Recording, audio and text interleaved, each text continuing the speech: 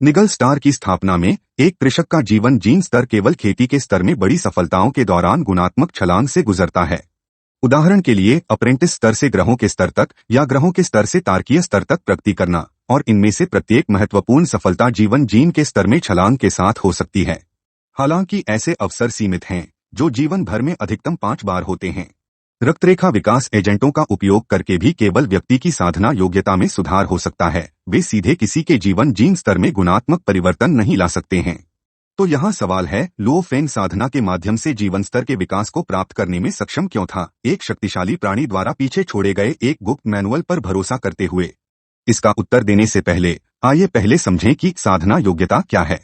साधना योग्यता एक साधक के जन्मजात गुणों को संदर्भित करती है, जिसमें रक्तरेखा, काया, शारीरिक शक्ति और आधार स्तर की आध्यात्मिक शक्ति शामिल है।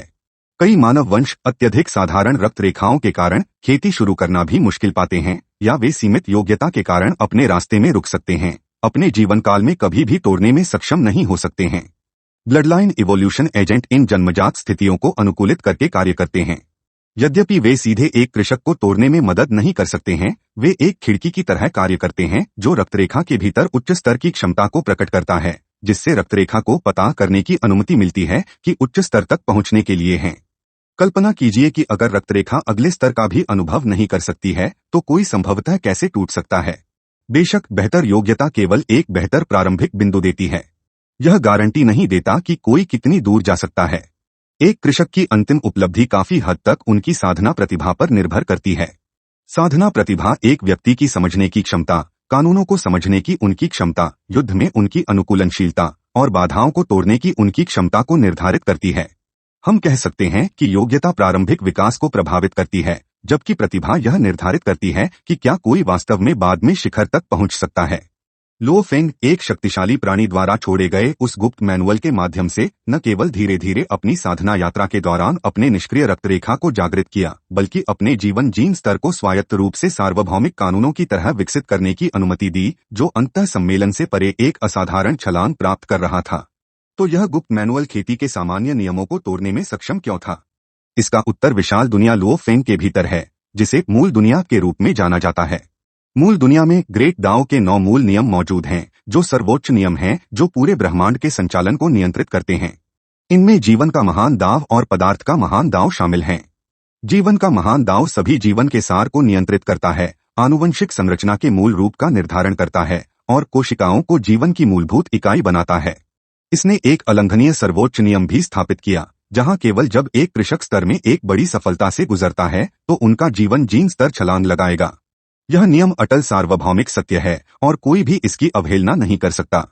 इसलिए चाहे कोई विश्व गुरु हो, अमर हो, या यहाँ तक कि एक उदात्त ब्रह्मांड आदरणीय हो, 100 गुना जीवन जीन स्तर अंतिम सीमा है। यह छत जीवन के महान दाव द्वारा निर्धारित की गई थी और इसे आकस्मिक रूप से पार नहीं किया जा सकता है। जहाँ तक पदार्थ की बात है, यह सभी चीजों के अंतिम रूप को नियंत्रित करता है। यह चीजों की सीमा निर्धारित करता है, कोमलता से कठोरता तक, छोटे से विशाल तक। यह न केवल वस्तुओं के प्रकारों से संबंधित है, बल्कि उनकी आवश्यक संरचना को अधिक गहराई से प्रभावित करता है। इस प्रकार यह सभी अस्तित्वों के बीच आकार, शक्ति और घनत्व में मूलभूत अंतर को परिभाषित करता है, चाहे वह जीवित हो या निर्जीव। निगल स्टार की स्थापना में ग्रेट दाओ ऑफ मैटर और ग्रेट दाओ ऑफ लाइफ दोनों 9 सर्वोच्च मूल कानूनों में से हैं, और इस तरह वे मूल ब्रह्मांड में जीवन रूपों की अनुमति नहीं देते हैं, या यहाँ तक कि पूरे ब्रह्मांड महासागर में उनके सार को देखने के लिए। इस वजह से सिटिंग माउंटेन गेस्ट द्वारा पीछे छोड़ा गया गुप्त मैनुअल न केवल अविश्वसनीय रूप से दुर्लभ है, बल्कि स्वर्ग को भी परिभाषित करता है, क्योंकि इसकी सामग्री से पता चलता है कि जीवन के महान दांव द्वारा निर्धारित बाधा को कैसे तोड़ना है, जिससे किसी के जीवन जीन स्तर को अमरता के स्तर को प्राप्त करने से पहले सही चरण तक पहुंचने की अनुमति मिलती है, यहाँ तक कि 100 गुना आनुवंशिक वृद्धि की सीमा को पार करते हुए। हालांकि खेती की यह विधि, जो सर्वोच्च नियमों की अवहेलना करती है, स्वाभाविक रूप से एक आश्चर्यजनक लागत के साथ आती है। सबसे पहले इसे पारंपरिक साधनों के माध्यम से पारित नहीं किया जा सकता है। मूल ब्रह्मांड में कोई भी जीवन रूप मूल कानूनों के सार को सक्रिय रूप से अनुभव नहीं कर सकता है। एक बार साधना सामग्री इन सर्वोच्च नियमों को छू लेती है, यह कड़े प्रतिबंधों के अधीन होती है। न केवल इसे मौखिक रूप से नहीं सिखाया जा सकता है, बल्कि आध्यात्मिक संचार भी इसे व्यक्त नहीं कर सकता है। नतीजतन सिटिंग माउंटेन गेस्ट केवल एक विशेष धातु का उपयोग गुप्त मैनुअल की सामग्री को अत्यधिक छिपे हुए तरीके से अंकित करने के लिए कर सकता था। इससे भी अधिक परेशानी सर्वोच्च कानूनों के दमन के कारण इस गुप्त मैनुअल को केवल एक व्यक्ति द्वारा अपने जीवन काल में खेती की जा सकती है। दूसरे शब्दों में, एक बार लुओ फेंग इस मैनुअल को समझना शुरू कर देता है, भले ही वह व्यक्तिगत रूप से इसे हांग या ले शेन को सौंप दे, वे एक भी शब्द पढ़ने में असमर्थ होंगे जब तक कि लुओ फेंग पूरी तरह से मर नहीं जाता। ऐसा इसलिए है क्योंकि यदि मैनुअल के कृषक की मृत्यु हो जाती है, भले ही वे समय और स्थान को उलटकर पुनर्जीवित हो जाएं, गुप्त मैनुअल से संबंधित सभी यादें सर्वोच्च कानूनों द्वारा पूरी तरह से मिटा दी जाएंगी। तभी मैनुअल को फिर से अनसील्ड किया जाएगा और एक अन्य कृषक इसमें प्रशिक्षित करने के लिए एकमात्र योग्यता प्राप्त करेगा। इसके अलावा इस मैनुअल के लिए खेती की प्रक्रिया बिल्कुल कोई गलती नहीं करती है। किसी भी विवरण में एक भी त्रुटि कृषक के शरीर को तुरंत ढह जाएगी, धूल में कम हो जाएगी। ऐसा इसलिए है क्योंकि जीवन जीन स्तर में एक छलांग प्राप्त करने के लिए कृषक को अपने शरीर के प्रत्येक कोशिका में आध्यात्मिक और आनुवंशिक ऊर्जा को पूरी तरह से एकीकृत करना चाहिए, कोशिका के साथ तीन तरफा संतुलन बनाए रखना चाहिए। एक बार जब वह संतुलन टूट जाता है तो जीवन तुरंत समाप्त हो जाएगा। यह भी बताता है कि क्यों केवल लुओ फेंग के गोल्डन हॉर्नेड बीस्ट और अर्थलिंग बॉडी को मैनुअल में प्रशिक्षण देते देखा गया था, जबकि मोशा कबीले क्लोन ने कभी नहीं किया। कारण सरल है, मोशा कबीले ऊर्जा से बना एक जीवन रूप है, अनिवार्य रूप से एक आत्मा की कमी है और इसलिए आनुवंशिक छलांग के लिए आवश्यक संलयन बनाने में असमर्थ है। और क्योंकि यह मैनुअल सर्वोच्च कानूनों के स्थापित नियमों का उल्लंघन करता है, खेती की कठिनाई आदर्श से कहीं अधिक है। यहाँ तक कि प्रक्रिया में थोड़ा सा विचलन सेलुलर सामग्री संरचना को तुरंत ढहने का कारण बन सकता है, जिसके परिणामस्वरूप अपरिहार्य मृत्यु हो सकती है। इस अत्यधिक लागत का मतलब है कि मैनुअल लगभग केवल उन किसानों के लिए उपयुक्त है जिनके पास कई शरीर हैं। अन्यथा एक एकल विफलता का अर्थ होगा पूर्ण विनाश। यह बहुत अच्छी तरह से सही कारण हो सकता है कि सिटिंग माउंटेन गेस्ट ने जानबूझकर गोल्डन हॉर्नेड बीस्ट के अंडे को पृथ्वी पर रखा। किसी को समझना चाहिए, सौर मंडल और आसपास की आकाशगंगाओं के स्थानिक निर्देशांक लंबे समय से गुप्त स्थानिक तकनीकों के माध्यम से हुआन बो द्वारा छुपाए गए थे। पूर्व व्यवस्था के बिना एक मरते हुए गोल्डन हॉर्नेड बीस्ट के लिए सौर मंडल से गुजरना और अपनी सभी शेष ऊर्जा को एक अंडे में संपीड़ित करना और इसे पृथ्वी पर रखना लगभग असंभव होगा। इस तरह की घटना की संभावना लगभग शून्य है। आइए न भूलें, गोल्डन हॉर्नेड बीस्ट ने अपनी सारी शक्ति को एक अंडे में संघनित करने का एकमात्र कारण यह था कि यह अपने जीवन के अंत तक पहुंच गया था और अभी भी अमर स्तर तक नहीं टूट सका जहां यह उसकी रक्तरेखा पर गुजरने की आखिरी उम्मीद थी। और एक विश्व मास्टर स्तरीय गोल्डन हॉर्नेड बीस्ट के लिए अंतरिक्ष के मूल कानून पर महारत के साथ, जो कि हुआन बो से भी अधिक था, उस सटीक क्षण में सौर मंडल के पास दिखाई देने के लिए ऐसा संयोग बस बहुत असंभव है। तो अब आप सोच रहे होंगे, सिटिंग माउंटेन गेस्ट केवल सच्चे ईश्वर के स्तर पर था और मूल ब्रह्मांड से आया था, तो वह एक गुप्त तकनीक कैसे बना सकता है जो सर्वोच्च कानूनों का उल्लंघन करता है। सच्चाई यह है कि सिटिंग माउंटेन गेस्ट की सच्ची विरासत सरल से बहुत दूर है, क्योंकि अपने पिछले जीवन में वह एक भगवान राजा था। एक परमेश्वर राजा सच्चे परमेश्वर के स्तर से ऊपर एक उत्कृष्ट अस्तित्व है जो कम से कम 3 प्रमुख क्षेत्र ऊंचे होते हैं। एक परमेश्वर राजा की दृष्टि में एक सच्चा परमेश्वर एक चींटी से अधिक कुछ नहीं है, जिसे एक ही सांस में अस्तित्व से मिटाया जा सकता है। इससे भी महत्वपूर्ण बात यह है कि भगवान राजाओं के पास पूर्ण स्मृति के साथ पुनर्जन्म लेने की क्षमता है। इन यादों में न केवल उनके पिछले अनुभव शामिल हैं, बल्कि महान दांव में अनगिनत साधना तकनीकों और गहन अंतर्दृष्टि को भी सील कर दिया गया है। इसका मतलब है, अगर सिटिंग माउंटेन गेस्ट चाहता था तो वह आसानी से थोड़े समय में भगवान राजा के रूप में अपनी स्थिति को पुनः प्राप्त कर सकता था। कई भगवान राजाओं के बीच सबसे आम तौर पर केवल ग्रेट दांव में एक निश्चित पथ के मूल कानून के एक हिस्से को समझते हैं, लेकिन यहाँ तक कि आंशिक समझ एक पूरे ब्रह्मांड के ऑपरेटिंग सिद्धांतों को विकसित करने के लिए पर्याप्त है, जो सर्वोच्च नियमों को भी पीछे हटने के लिए मजबूर करती है। इसलिए एक गॉड किंग के लिए, विशेष रूप से विश्व मास्टर स्तर से नीचे के अभ्यासी के लिए, थोड़ा अपरंपरागत साधना मैनुअल बनाना किसी भी तरह से एक कठिन कार्य नहीं है।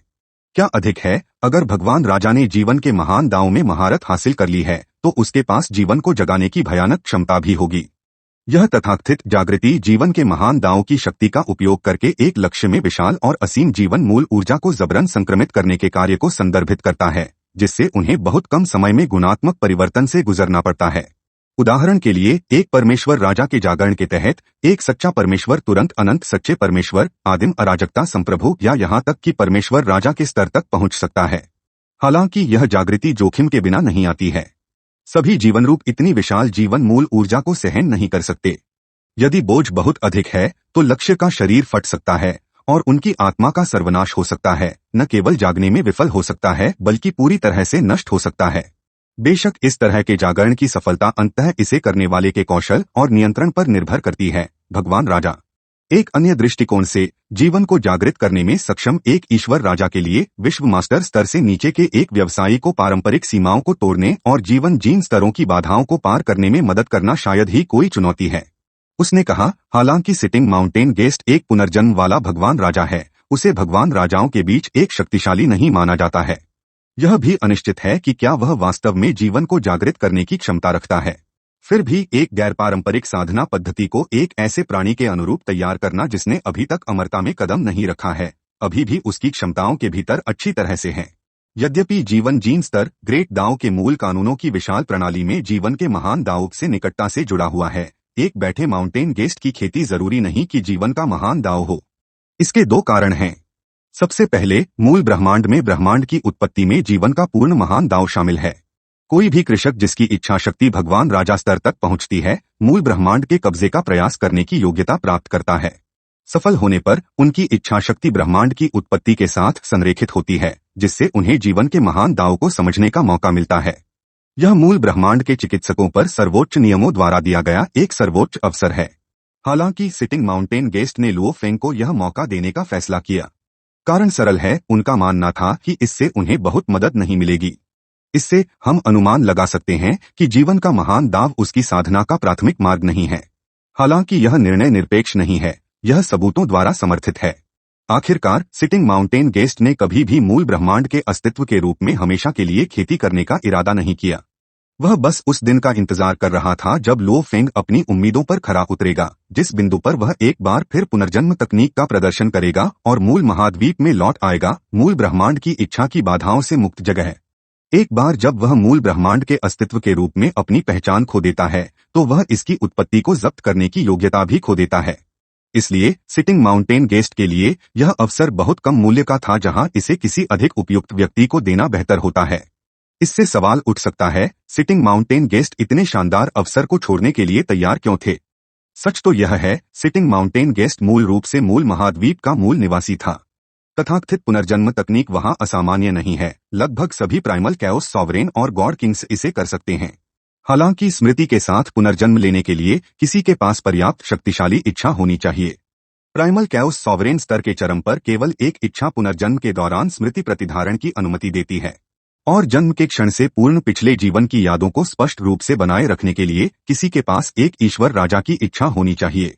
शक्तिशाली प्राणियों के इस समूह में आमतौर पर दो मुख्य कारण होते हैं कि क्यों वे स्वेच्छा से अपनी सारी साधना को त्याग देते हैं और फिर से शुरू करते हैं।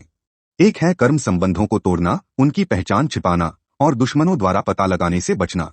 दूसरा यह है कि खेती के अपने प्रारंभिक वर्षों में गहन विरासत की कमी और केवल आत्मान्वेषण पर भरोसा करने के कारण उनका मार्ग भटक गया और त्रुटिपूर्ण हो गया। अंततः उनकी प्रगति में बाधा उत्पन्न हुई। इसलिए वे पिछली गलतियों को सुधारने और अधिक पूर्ण पथ के पुनर्निर्माण की उम्मीद में नए सिरे से शुरुआत करना चुनते हैं। तथापि यदि कोई मूल महाद्वीप से स्मृतियों को बनाए रखते हुए आदिम ब्रह्मांड में पुनर्जन्म लेता है, तो कई साधना विधियां स्वयं ब्रह्मांड मूल की इच्छा से दबा दी जाएंगी, जिससे वांछित प्रभावों को प्राप्त करना और कई सीमाओं को लागू करना कठिन हो जाएगा। ऐसी स्थिति में उत्पत्ति महाद्वीप के भीतर पुनर्जन्म लेना और नए सिरे से खेती करना कहीं अधिक लाभदायक होगा। यही कारण है कि sitting mountain guest Luo Feng को मूल ब्रह्मांड रखने का अवसर छोड़ने के लिए तैयार था, क्योंकि उसके लिए इस अवसर का बहुत कम महत्व था, न तो सफलता की क्षमता और न ही उसके साधना पथ में सार्थक परिवर्तन की पेशकश की। बेशक हम इस संभावना को पूरी तरह से खारिज नहीं कर सकते हैं कि सिटिंग माउंटेन गेस्ट ने एक बार मूल ब्रह्मांड से जीवन के महान दांव के मूल कानून को समझने का प्रयास किया था। हालांकि उसकी समझ के स्तर के आधार पर उसकी समझ बेहद सीमित रही होगी, जिससे किसी भी गहरी अंतर्दृष्टि को प्राप्त करना मुश्किल हो गया होगा, और इस प्रकार अंततः इसने अपना मूल्य खो दिया। सभी संकेतों को देखते हुए सिटिंग माउंटेन गेस्ट ने जीवन के महान दांव में उच्च स्तर की महारत हासिल नहीं की। इस रास्ते में लुओ फेंग की भविष्य की उपलब्धियों की तुलना में उनकी उपलब्धियां स्पष्ट रूप से खुरदरी और बेहद हीन थीं। यह अनुमान लगाने का एक और कारण है कि सिटिंग माउंटेन गेस्ट ने मुख्य रूप से जीवन के महान दांव की खेती नहीं की, बल्कि इसके बजाय ग्रेट दांव ऑफ मैटर के हिस्से में महारत हासिल की। उनके द्वारा बनाई गई साधना पद्धति की प्रकृति में निहित है एक विधि जो अपने समय से आगे जीवन के आनुवंशिक स्तर को आगे बढ़ाने में सक्षम है। इसके मूल में यह विधि भौतिक संरचना को फिर से आकार देने पर निर्भर करती है, अनिवार्य रूप से सेलुलर स्तर के भीतर गहरे से जीवन की आनुवंशिक वास्तुकला का पुनर्निर्माण करती है, धीरे धीरे इसे उच्च रूप की ओर धकेलती है और अंततः पूरे जीवन जीन स्तर को बढ़ाती है। यह विधि दृढ़ता से सुझाव देती है कि सिटिंग माउंटेन गेस्ट की मूलभूत समझ जीवन की तुलना में पदार्थ की ओर अधिक झुक गई। इस प्रभाव ने लुओ फेंग को भी सूक्ष्म रूप से आकार दिया। अपनी स्वयं की साधना में वह इस प्रणाली में गहराई से डूब गया था और अंततः पदार्थ के महान दांव की अपनी समझ के माध्यम से एक आदर्श दिव्य शरीर विकसित किया और अंततः मूल ब्रह्मांड और सेक्टर 20 के परिपूर्ण जीवन रूप दोनों को प्रतिद्वंद्वी करने के लिए पर्याप्त शक्तिशाली अस्तित्व बन गया। यही कारण है कि इस वीडियो में मैंने न केवल जीवन के महान दांव पर चर्चा की, बल्कि जानबूझकर ग्रेट दांव ऑफ मैटर में अंतर्दृष्टि साझा की। बहरहाल लुओ फेंग ने खुद को ग्रेट दाओ ऑफ मैटर में गहराई से नहीं डाला, बल्कि वह जीवन और विनाश के नियमों को फ्यूज करने की ओर अधिक झुक गया, जिससे उसने ग्रेट दाओ के अपने स्वयं के अनूठे संलयन मूल कानून को जन्म दिया। यह उल्लेखनीय है कि भगवान राजा जो जीवन के महान दाओ की खेती करते हैं, लगभग हमेशा अविश्वसनीय रूप से शक्तिशाली जीवित रहने की क्षमता रखते हैं। जैसे जैसे उनकी खेती आगे बढ़ती है, वे स्वतंत्र अस्तित्व के साथ क्लोन को लगातार विभाजित कर सकते हैं। यहाँ तक कि अगर उनका मुख्य शरीर मर जाता है तो वे इन क्लोनों के माध्यम से मौजूद रह सकते हैं। इसलिए लुओ फेंग ने एक सच्चे भगवान बनने पर गोल्डन हॉर्नेट बीस्ट के शरीर को खो देने के बाद भी, जब तक कि जीवन के महान दांव की उसकी समझ काफी गहरी थी, वह लगातार नए क्लोन उत्पन्न कर सकता था। इस तरह के प्राणियों को वास्तव में मिटाना लगभग असंभव है। यदि एक ही झटके में नहीं मारे जाते हैं तो वे अक्सर अंतिम प्रतिशोध का स्रोत बन जाते हैं। इस कारण से यहाँ तक कि सबसे मजबूत दुश्मन भी अक्सर उन लोगों को भड़काने में संकोच करते हैं जो जीवन के महान दांव की खेती करते हैं। इसके विपरीत सिटिंग माउंटेन गेस्ट के जीवन संरक्षण के तरीके स्पष्ट रूप से बहुत कमजोर थे। उन्होंने कभी भी कई क्लोनों को विभाजित करने की क्षमता का प्रदर्शन नहीं किया और न ही मजबूत पुनर्योजी शक्तियों को दिखाया। इन सभी संकेतों से पता चलता है कि उन्होंने वास्तव में जीवन के महान दांव में कभी महारत हासिल नहीं की, अधिक से अधिक उन्होंने इसके मूल को समझे बिना इसमें डब किया। इससे हम यह भी अनुमान लगा सकते हैं कि जीवन जीनस्तरीय विकास को बढ़ावा देने के लिए उन्होंने जो गुप्त मैनुअल बनाया था, वह जीवन के महान दांव की किसी भी गहन महारत के बजाय ग्रेट दांव ऑफ मैटर की उनकी समझ पर आधारित था। इस पर आपके क्या विचार हैं? नीचे टिप्पणी अनुभाग में उन्हें साझा करने के लिए स्वतंत्र महसूस करें।